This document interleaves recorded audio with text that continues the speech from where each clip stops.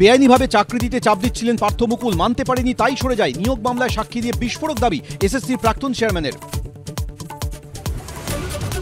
তৃণমূল নেতার বাড়ি থেকে মেলা 20 লক্ষের হিসেবের খোঁজে ফের বীরভূমে ইডি। ধান বিক্রি করার দাবির সত্যতা খতিয়ে দেখতে কিষাণ মান্ডিতে অভিযান। পাঁশকুড়ায় সরকারি হাসপাতালে স্বাস্থ্যকর্মীদের ধর্ষণের অভিযোগ, প্রতিবাদে আদিবাসীদের বিক্ষোভ। গেল জেলা স্বাস্থ্য দপ্তর, রাজ্য মহিলা কমিশন। নবদ্বীপে বিজেপি কর্মী খুন, কেন্দ্রীয় সরকারি হাসপাতালে ময়না তদন্ত চায় পরিবার। মূল অভিযুক্তের সঙ্গে তৃণমূল বিধায়কের ছবি ঘিরে তোলপাড়। পার্টির কোনো সম্পর্ক নেই, আমার সঙ্গে হাজারো মানুষের ছবি আছে।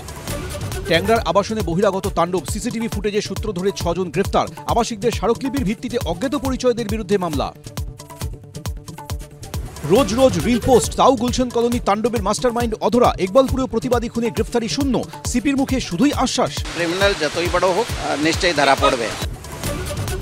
রিজেন্ট কলোনিতে গণধর্ষণ কাণ্ডে দেশপ্রিয় পার্ক থেকে গ্রেফতার আরেক অভিযুক্ত দেবাংশু বিশ্বাস। উত্তরপ্রদেশ হয়ে দিল্লিতে, রাজ্যে ফিরতেই জালে।